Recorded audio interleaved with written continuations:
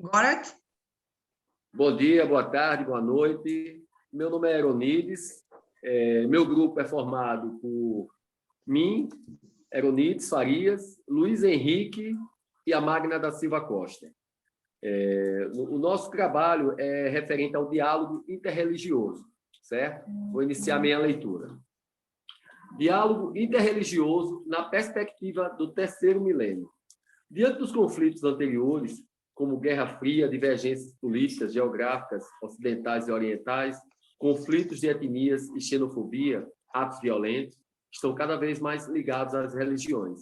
A passagem do século XX para o XXI, no discorrer da história mundial, é marcado por fortes conflitos e tensão na humanidade e na maioria desses atos beligerantes, a religião está no centro das tensões, junto ou em castas de etnias distintas. Principalmente a religião tem se tornado o alvo mais propício para esses conflitos, devido à intolerância por suas verdades absolutas, ortodoxas e proselitismo, mas que não são atos ou que sejam induzidos pela natureza do que a religião em si prega, mas pelo desvio grave do humanismo que elas implicam. Então, a comunicação dialógica é um meio de se buscar apaziguar a humanidade. Importantes eventos interreligiosos, como o ocorrido em Assis, Itália, em 1986, tem dado uma nova esperança de diálogo e colaboração entre as religiões.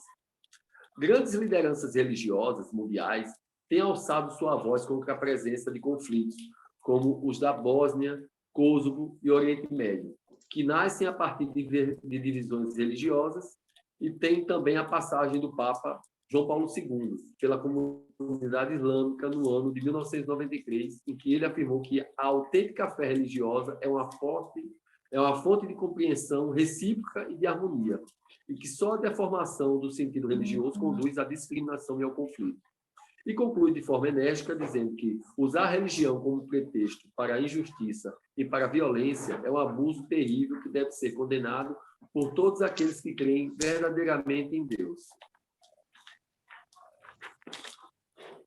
E da mesma forma, o grande líder do budismo tibetano, o Dalai Lama, não para de afirmar em seus pronunciamentos e discursos que toda religião praticada segundo o espírito que inspira tem por objeto a felicidade dos seres e deve ser um fator de paz.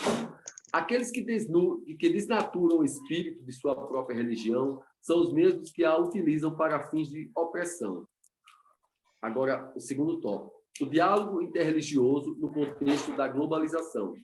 Com a globalização, os sistemas de crenças cujos confins simbólicos não conseguem mais controlar suas fronteiras, esses símbolos transgridem seus confins originários, circulando livremente, podendo inclusive serem utilizados por atores religiosos distintos, onde acontece o processo de decomposição e recomposição da identidade individual e coletiva, que fragiliza os limites simbólicos dos sistemas de crença e pertencimento. Em consequência da globalização do sistema de crença, em que favorece a contaminação cognitiva e a insegurança que é exercida pelo pluralismo sobre as estruturas da plausibilidade dos sujeitos concretos, onde ocorrem dois desdobramentos. Um é a demarcação de identidades particulares, ou seja, o refúgio em universos simbólicos que favorece a impressão da unidade coerente e compacta da realidade social. E o outro, a abertura à mestiçagem cultural, à negociação ou intercâmbio cognitivo com o horizonte de alteridade. E com a dinâmica da globalização e da pluralização correlata, é provocada a uma ordem social pós-tradicional, onde as tradições, sem perder o seu sentido de identidade, mudam de status, são discursivamente forçadas a uma exposição. E nessa exposição, as tradições são colocadas diante de uma dupla opção, a recusa do engajamento discursivo e da comunicação ou abertura dialogal. Na recusa do engajamento discursivo implica na ascensão do fundamentalismo, que consiste na defesa da tradição de forma tradicional, em posição antagônica às novas circunstâncias de comunicação global.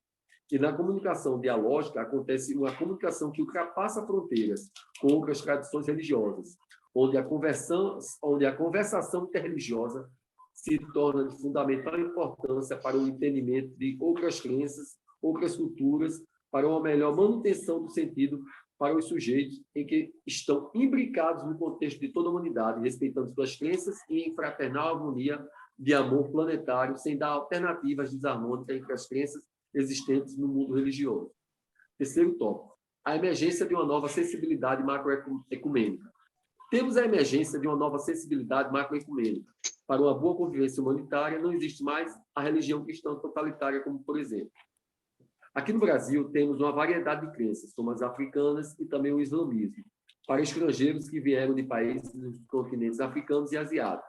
Para que tenhamos paz no mundo, é necessário uma maior dialogia entre os povos. Quarto tópico, o significado do diálogo interreligioso. O diálogo interreligioso deve ser visto e praticado como a soma do eu-tu, respeitando a crença do outro e adicionando os conhecimentos e unindo-os, não os separando do texto. Refere ao tempo em que Jesus Cristo esteve entre nós, com sua vida, morte e ressurreição, que dá ao diálogo a referência da última expressão e como iniciativa de Deus para o mundo. Quinto tópico, as condições para o diálogo interreligioso. A humildade, o reconhecimento do valor da alteridade, a fidelidade à tradição, a abertura, à verdade e a capacidade de compaixão. As formas de diálogo. A forma de diálogo mais empática e humana é se buscando a paz mundial em sua diversidade entre os povos, etnias e crenças. Sétimo tópico, o diálogo interreligioso no coração do cristianismo. A comunicação dialógica cristã, que tem Jesus Cristo como mentor do cristianismo, que é a comunhão para com o próximo e não solidão, e que tem na dinâmica de alteridade, acolher com ternura, de forma impressionante, os excluídos da sociedade e os diferentes, e todos os gêneros. Minorias religiosas, identidade, política e movimento. Desde a década de 1960, do século XX, nos Estados Unidos da América, pessoas de etnia negra vêm passando por momentos de conflitos referentes à religião, por preconceitos de âmbito institucional daquele país, como também por etnia e gênero, por parte da etnia que julga ainda hoje superior. Mas, com o surgimento e a criação de outras crenças de várias etnias de origem dos continentes africanos e asiáticos, se tem uma abertura de um maior contingente de pessoas de crenças minoritárias que vão ganhando força e crescimento por conquistas de adeptos em todo o mundo por populações de diversos países. Como exemplo, temos a religião cristã americana do líder Martin Luther King Jr. e do islamismo o líder Malcolm X, que lideraram as minorias de suas religiões na época. E nesse contexto, se tem todo um conflito e tensão referente ao gênero, etnia, trabalho, com relação à cultura, economia, política e meio ambiente. E acontece, então, que as minorias religiosas, que irão, com o tempo, aumentar seus adeptos, pelo proselitismo, vão se unir no sincretismo da época passada para a atualidade, se tornando mais conhecida, digo, essas religiões de diversas origens, seitas e dogmas. Minorias religiosas, identidade, política e movimento acontece que as crenças de origem afro, que são de expressão minoritária, pessoas de etnia negra, tanto para a religião afro como também para religiões cristãs, têm uma resistência tanto na crença como também na etnia e termina sofrendo consequências institucionais discriminatórias que aconteceram de forma bastante enfática e no cotidiano era normal essa discriminação. Mas, da década de 1960 a 1990, no século XX, mas hoje, na atualidade, estão funcionando de forma natural, mas não sem o preconceito existente por parte da sociedade em si. Ainda existe uma certa barreira institucional aqui no Brasil e em outros países de outros continentes.